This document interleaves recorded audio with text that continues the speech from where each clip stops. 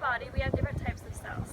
We have gamete cells, which are reproductive cells, and we have somatic cells, which are everything else in our body that don't include reproductive.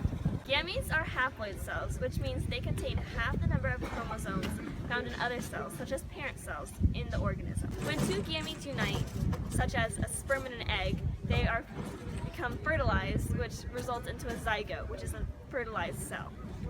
Zygote is a diploid cell, which means that it has 2 times the number of chromosomes as a gamete. Chromosomes are coiled structures made of DNA and proteins, and they start out as one stick.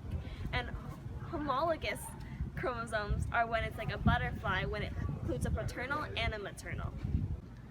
So the cell cycle consists of 2 main components, interphase and the meiotic phase.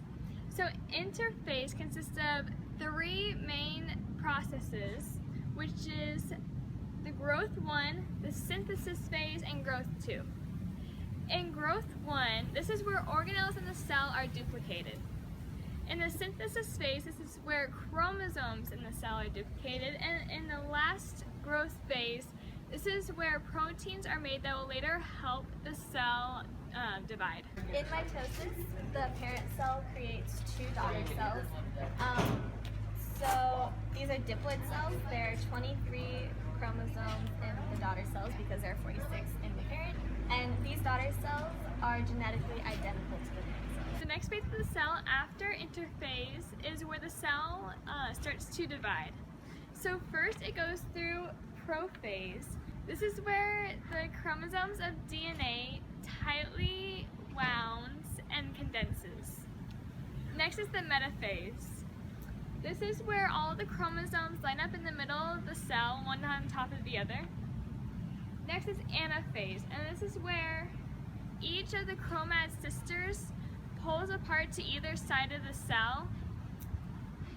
And next in telophase, all the chromosomes on either side of the cell form a nuclear membrane around one another. Lastly, in the cytokinesis phase, the cytoplasm around each of those nuclei splits apart, which then creates 2 identical cells.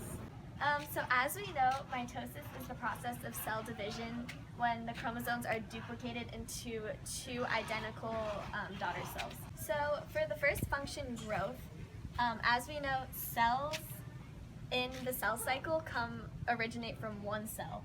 So the process of mitosis, using this one cell, duplicates it into identical daughter cells. So they start with one cell and then we end up with more. So because we end up with more, it's growing. For repair, damaged cells within damaged tissues have to be replaced by identical cells. Like, for example, if you injure your kidney, you would need kidney cells to repair it.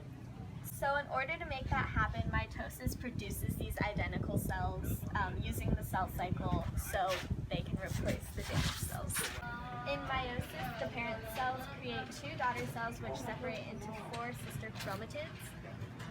So that means there are 4 cells created.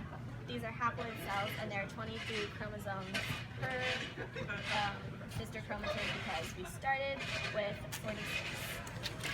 So now in meiosis, the process is very similar to mitosis. It goes through interphase, but now the process for the cell dividing looks slightly different. So now in meiosis, the cell has 2 different parent chromosomes for each type of chromosome. So all the types of chromosomes come together and undergo synapsis, where they here cross over and exchange DNA.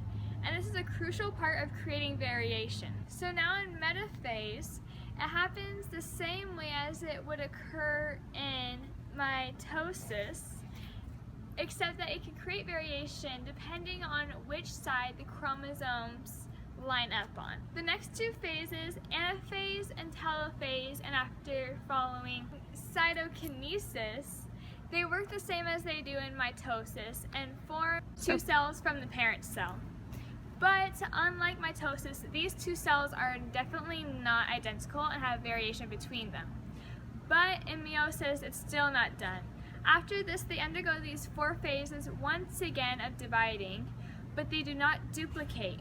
So now they only have half the chromosomes and DNA that were originally in the cell that they divided from.